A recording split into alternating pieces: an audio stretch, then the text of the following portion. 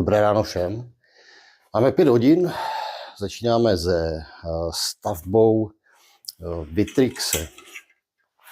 Vitrix Gladio XK série, je to v 6,5 Grimoru. Nádherný šasy, nádherná zbraň, italská firma. Má díky firmě vlastně Top Střely, najde pod Top Střely pana Navrátila, tak jsme tu zbraň dostali vlastně na poslední chvíli, protože zítra už v tohle dobu budeme odjíždět na 1000 metrů střílet s touhle zbraní. Dneska to postavíme, nastřelíme, zítra to přímo dodáme klientovi a dovedeme ho od 100 až na 1000 metrů. Ten Vitrix, perfektní ergonomie, vyndáte z krabice, můžete s tím vlastně střílet naprosto přesně, perfektně. Ta zbraň je velmi dobře udělaná. Už jsme pro vás točili 338 Scorpia od Vitrixu. Naprostá spokojenost. No. Ten závěr pro zajímavost má 6 zubů. No, nemá 3, ale má vlastně 2 řady těch uzamykacích zubů za sebou. Má 6 zubů. Ten rail je po celé délce. No, krásně, hezky. No, můžete tam dát cokoliv vlastně potřebujete. Má to sklon. No, všechny ty Vitrixe už mají vlastně od základu sklon. Má to 20 MOA. Tak, má to brzdu, jo, pěknou, funkční. Říkám, takhle dostanete prostě komplet zbraň. Ten servis je velmi příjemný. No, ať se to týká výměny hlavně, případně nějakého problému, který by tam nastal, tak to má nastavení Top Střely poměrně jako velmi pěkně. Ne poměrně, ale velmi pěkně. Tak, optiku. Budeme tam dávat nejvyšší řadu vlastně Vortexu. Je to Vortex Regizor 3. generace. Je tam opravdu rozdíl. Pokud se potom do té optiky budete dívat, budete s tou optikou pracovat, zejména pokud ta zbraň je určená pro ty velké vzdálenosti, tak ten Razor je jedno z toho nejlepšího na tom trhu, co tam můžete na to dát. Máme to ve 4 MOA. Ta 6,5 je na tu větší vzdálenost, se dostává na poměrně jakoby pěkné hodnoty. Díky tomu 4 MOAčku to lze doladit trošku, přece jenom lépe. 34 tubu, samozřejmě 56 výstup. Není co k tomu jakoby dodávat. Montáž budeme dávat momentálně z puhr. Hodíme to tam krásně. Vzhledem k tomu, že máme 20 MOA už na tom, volili jsme lištu bez sklony. Díky tomu, že to je i 34, tak tam už potom velký sklon by byl zbytečný. Vzhledem k tomu, že ta 6,5 z naší zkušeností nějakých 12 je takový stropík, jo. Ale to už jenom, že si jako těch posledních 200 metrů si v podstatě hrajete. Takže jo, má to skopnou pažbu. Jo, jedna z takových těch krásných, příjemných věcí v současné době, ať už se to týká přepravy nebo čehokoliv jiného, tak je ta sklopná pažba. Tak jo, je to jdem postavit. Mizíme to nastřelit a zítra 1000 metrů. Přineseme vám kompletně ty výsledky, jak to bude fachat a fungovat.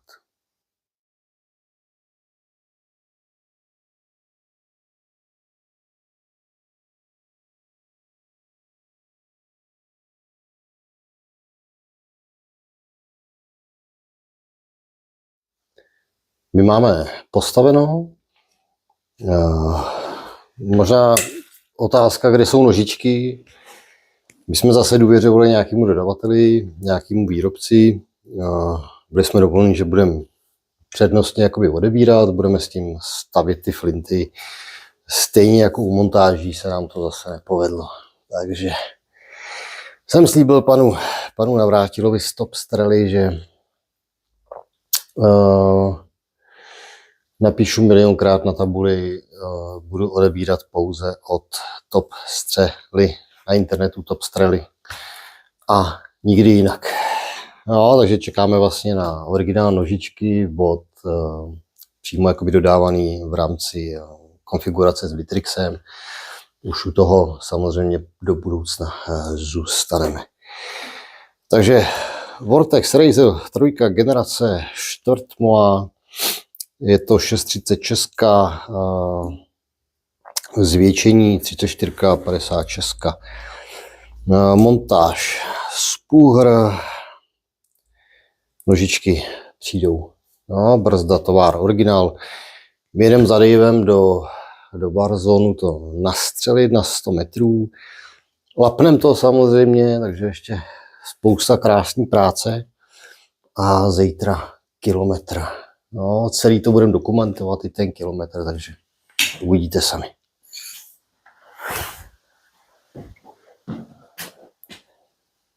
My pokračujeme dál v naší práci na tom Vitrixu v Gladiu.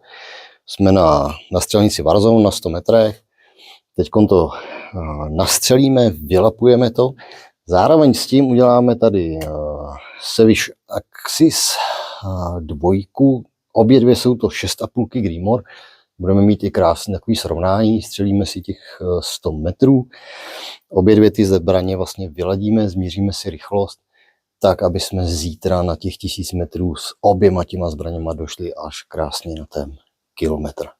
Takže jdeme teď nastřelovat, vylapovat. Už máme krásných 7 hodin, takže 2 hodiny v procesu a vlítneme na to, protože ještě máme toho spoustu před sebou.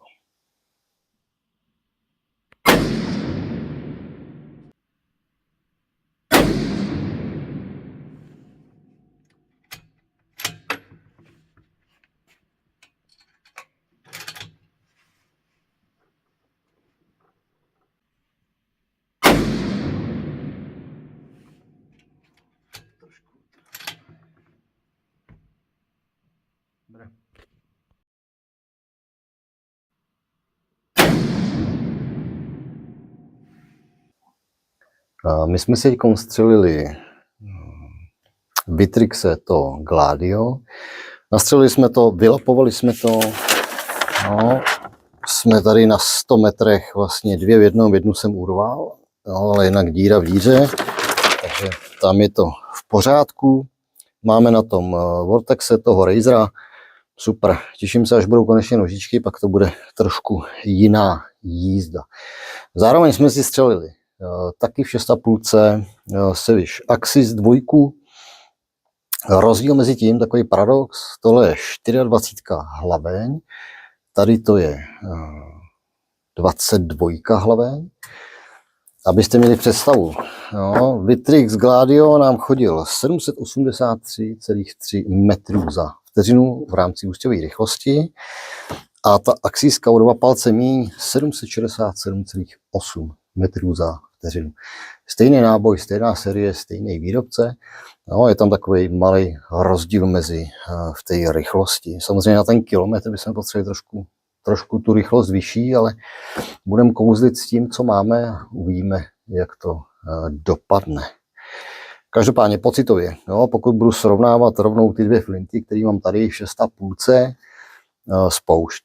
No, u toho Vitrixe je to prostě, já i tak, jak to vyndáte z té krabice, tak je to mazlení. No, jenom lehce zmačknu krásný chod té spouště, minimální ten odpor. Tak, jak si představu, že by ta puška mohla fungovat. U toho Axisu, jo, je to trošku tuší.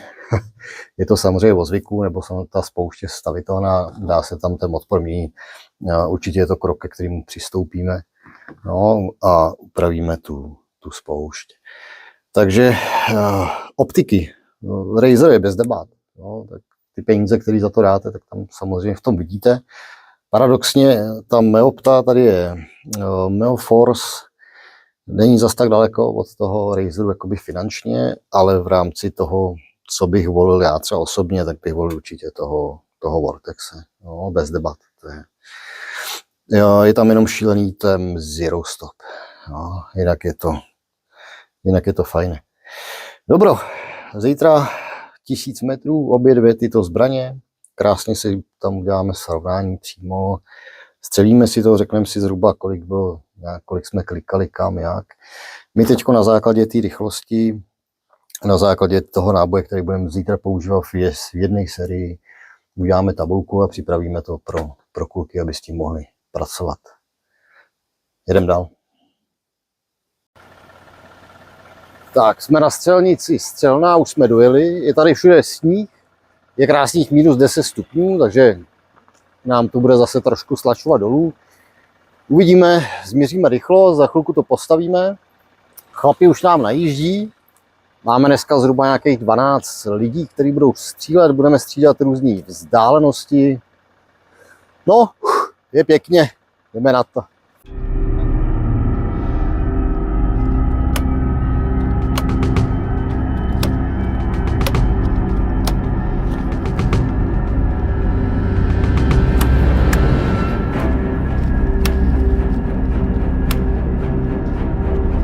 Tak, 12 lidí, krásný, 2 chyby.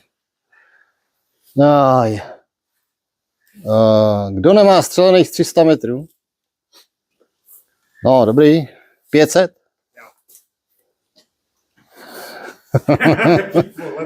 Dobrá, borci, no. Jdem na to, deníky, datum. Kolikátý je? 28. Tak, jedem. 28. 11, 25, čas 08 až 13. Místo Střelná. Teplota minus 9, předpoklad 0. No, znamená, bude nám stoupat ta teplota, jak nám začne svítit to slunce. Minus 9 je momentálně. 10,21 tlak. Ku podivu 95% vlhkosti, jo?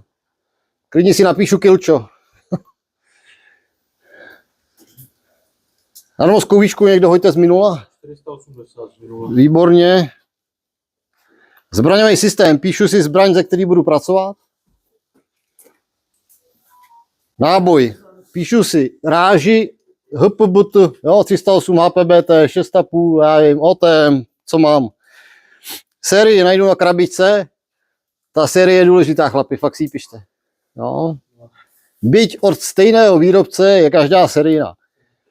Rovnou říkám tady na začátku, pokud mi střelíte kilo s jednou šarží a pak mi poběžíte na 600 s jinou šarží, tak to nebude fungovat. Dvě šarže a podívej se na to. No. No. Úplně stejný. No, ale realita bude jiná. Realita bude jiná. No? Furt straší. Ne, opravdu, pokud budete střílet 100, 300, 500 jednou šarží a pak přeskočíte na jinou, tak to nebude fungovat. Jakmile se vám změní rychlost, tak jsme skončili. No? Já jsem si vzal 100 nábojů stejně, ale stejně už. Ty rozdíly na těch 600 metrů už jsou nějakých půl metru, jo? To znamená, že vy ten terč prostě minete. Už se nedohledáme. Jo? Tak, grainy. Píšu si hmotnost v grainech. CZ 600, 223 HPBT, 69. Slunce. Slunce nám začne potom dělat problémy samozřejmě. Jo? Jako poslední. Jakmile začne svítit to slunce do toho dopadiště, víte, kde to je. Jo? Za první se bude odrážet díky tomu sněhu, to bude úplně super. Za další začne miráž, jo, tak se začne odpařovat ta voda, začne se zahřívat ta země. Bude vám to opticky zkreslovat i obraz. Jo. Tak, to znamená, slunce si začnu potom psát, jak mi začne fungovat a svítit. Vítr, zatím jsme v pohodě. Jo. Jinak vítr tady nemá smysl. Jo. Na 300 fouká zleva, na 600 zprava, vzadu fouká proti, takže. No. Takže nic. Na co nezapomeňte v průběhu střeleb je elevace střely. Jo, to znamená odvalení střely, většinou máte pravotočivý vývr. To znamená, že ta střela se začne odvalovat doprava. Jo, většinou to začíná 600, 700. Jo, dělá to jeden klik doleva potom, který už se drží až dozadu. Tak, jak budeme střílet? Máme 300 metrů gongy, 2 malý gongy 300 metrů. No. Ty si jenom tak ťuknem, přejedem 300, jo, to je dětský. No. 500, velký gong a ambiciozní 2 malé gongy. Jo. Začneme na ty velký, řekneme si. Co se týká střelby na gongy, jedeme zleva doprava, jo. Ne, že budou všichni střílet na gongy. Pak je 600, 700, 800, 900 tisíc. No. Pokud někdo neví, jak klikat, jo, vždycky, tak si řekneme, jo, než začneme, v klidu si to uděláme. Chlapi, střílíme sice jenom v uvozovkách do jední, ale bude to v klidu, jo. Jo, je to přesná střelba, znamená nikam nespěchám, na pohodu, 20krát se zeptám a tak dále. Jo. Sice je vzadu hora, jo, ale i tak, jo, nekoukám se nahoru, jestli to střílí dobře a podobně. Jo. Pravidla v rámci střelby. Příprava ze zbraní. Jakmile je příprava ze zbraní povel, připravuji si zbraň, ladím si optiku, nabíjím si do zásobníku. Druhý pokyn je nabíjet, třetí pokyn je pálit. Jo. Kdo má odstříleno, nezůstávejte na té zemi, jděte nahoru. Jo. Jakmile budeme střílet gongy, najděte si dvojici, jo? Někoho, koho máte rádi a nelže vám. No. Vystřelíte vy, on vám řekne, seš tam, nebo nejseš tam, seš vpravo, vlevo. No. Ať se dohledáme. Jo? Vždycky v té dvojici. Pak budete střílet ten, co vám to říkal. Vy mu zase budete lhát. Jo? Rozumíme? Tak. Pokud má jakýkoliv kdokoliv problém, co se týká klikání toho všeho, klidně se zeptejte, chlapi. Jo? O toho jste to zaplatili. Jo? Já vám rád řeknu.